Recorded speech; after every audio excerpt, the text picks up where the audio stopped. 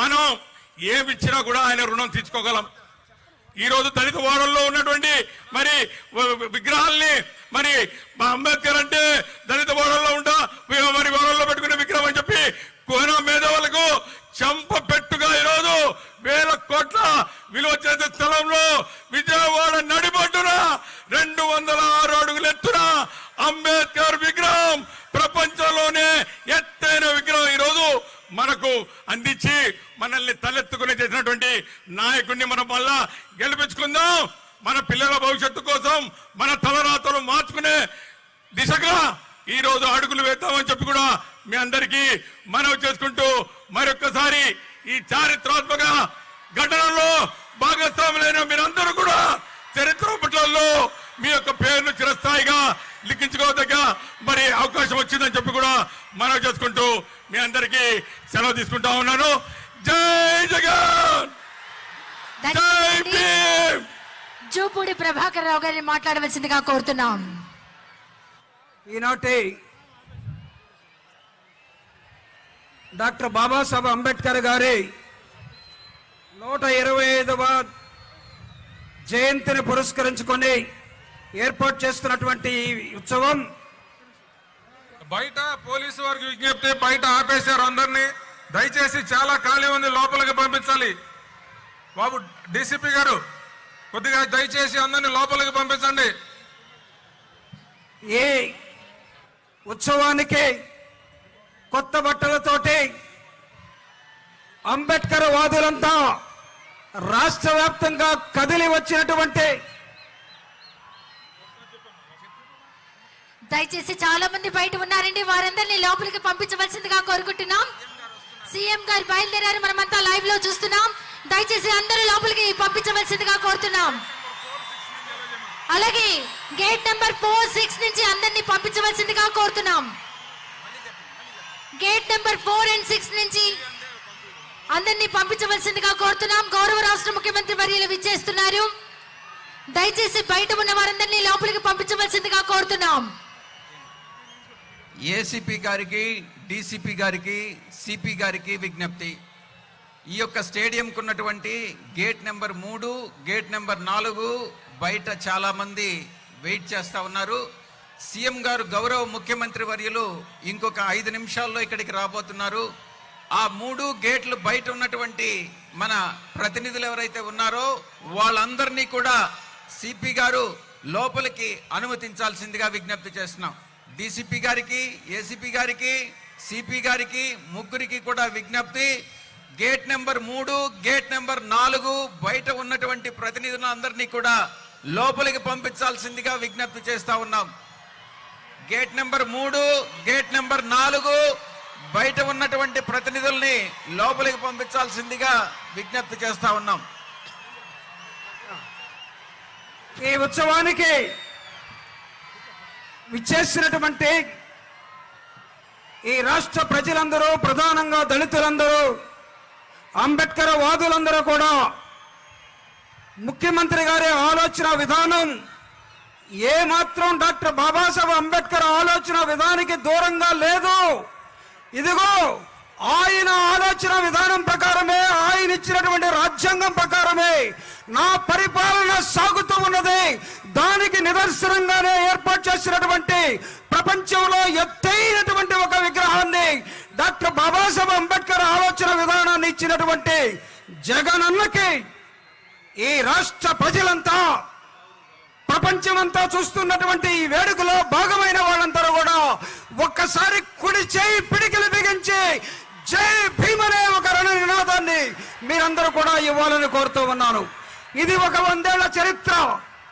ఈ 100 ఏళ్ల చరిత్రని తిరిగి మళ్ళా ఒక 1000 ఏళ్ల చరిత్రగా మార్చడం కోసం జగన్మోహన్ రెడ్డి గారు ఇస్తున్నటువంటి స్ఫూర్తిగా దీన్ని మనం చూడాలని నేను కోరుకుంటూ ఉన్నాను.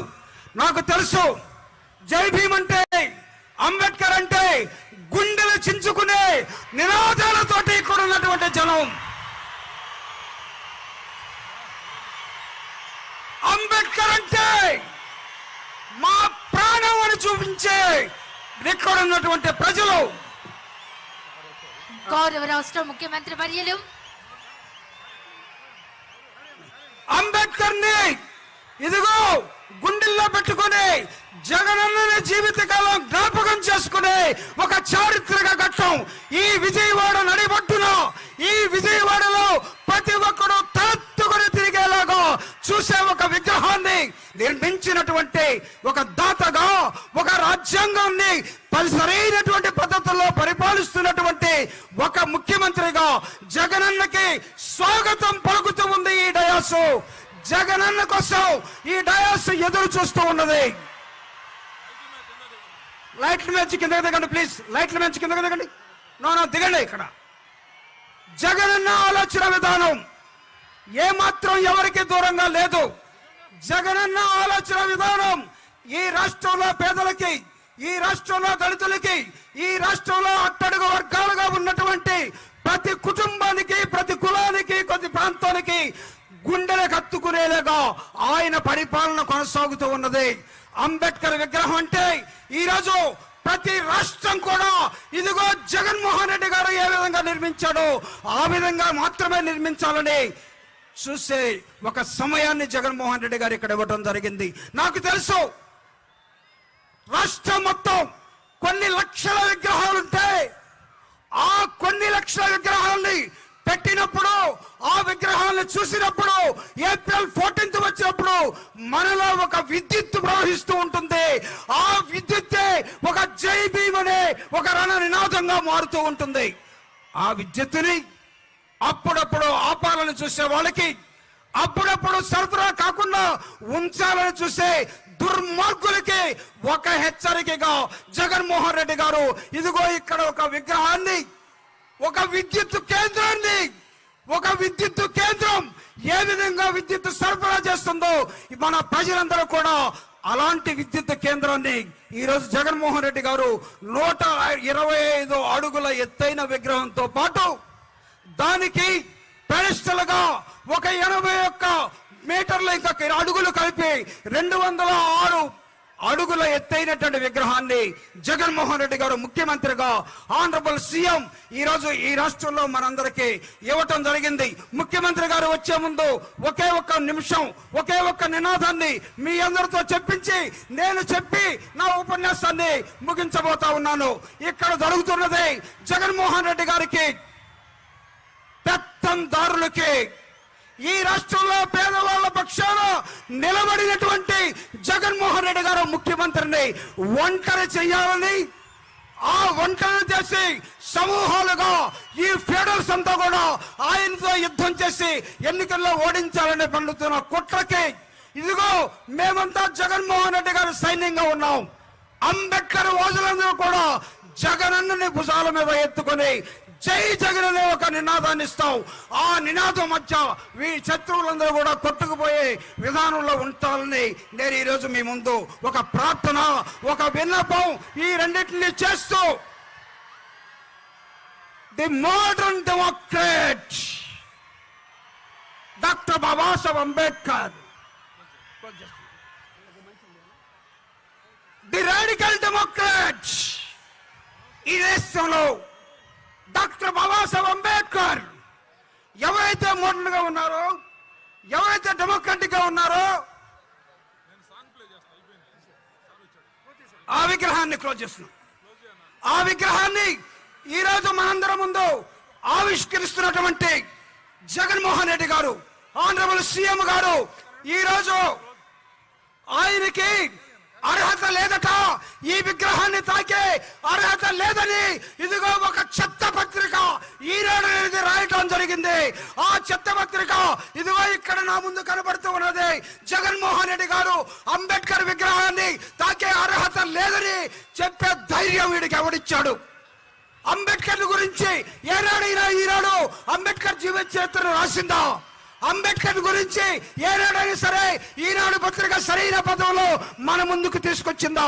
అలాంటి పత్రికని, అలాంటి వార్తలు ఇచ్చే ఈనాడుని ఖచ్చితంగా మన అందరం కూడా బహిష్కరించాల్సిన ఆవశ్యకత ఉన్నది. జగన్మోహన్ రెడ్డి గారి ఆశయం ఒక్కటే, సమాజ నిర్మాణం డాక్టర్ బాబాసాహెబ్ అంబేద్కర్ ఇచ్చినట్టుగా ఈ రాష్ట్రంలో జరగాల్సిన అవసరం ఉంది. ఈ రాష్ట్రం ఒక రోల్ మోడల్ గా ఉండాల్సిన ఆవశ్యకత ఉన్నది. ఈ రాష్ట్రం ముందుకెళ్ళటం కోసం ఈ రాష్ట్రం ముందుకెళ్ళడం కోసం అనేకమైనటువంటి ఉద్యమాల్ని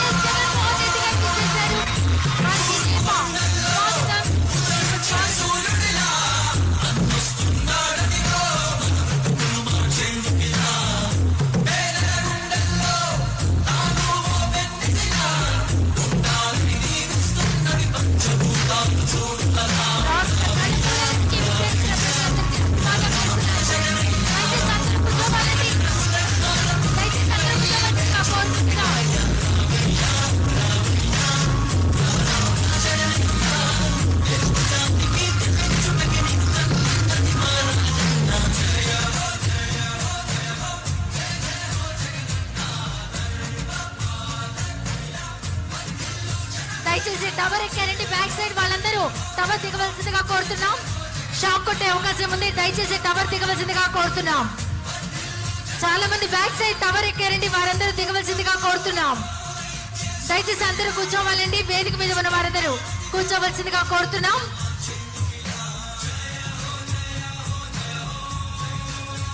దేశం మొత్తంలో ఒకే ఒక నాయకుడు అంబేద్కర్ ఆశయాలకు దగ్గరగా ఉంటూ ఆయన ఆశయంతో ప్రజలకు చేరువైన మన ముఖ్యమంత్రి వర్యులు వైఎస్ జగన్మోహన్ రెడ్డి గారు.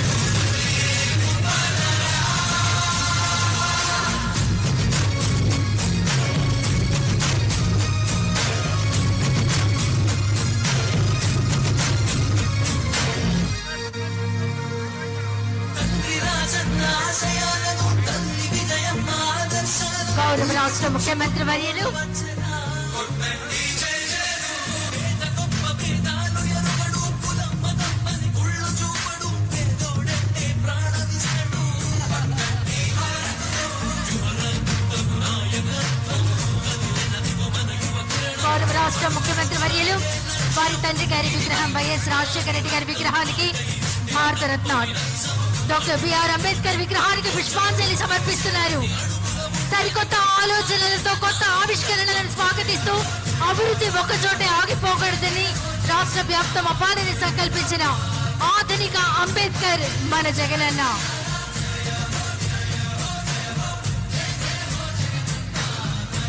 దయచేసి వేదిక మీద ఉన్న వారందరూ మేము ఈ స్థానంలో కూర్చోవలసిందిగా కోరుకుంటున్నాం. దయచేసి వేదిక మీద ఉన్న వారందరూ మేము ఈ స్థానంలో కూర్చోవలసిందిగా కోరుకుంటున్నాం. ముందుగా వేదిక మీద ఉన్న వారందరూ మేము ఈ స్థానంలో కూర్చోవలసిందిగా కోరుకుంటున్నాం. స్వాగతోపన్యాసం చేయవలసిందిగా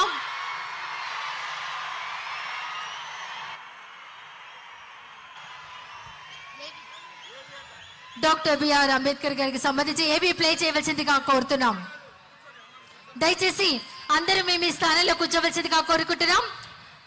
వేదిక మీద ఉన్న వారందరూ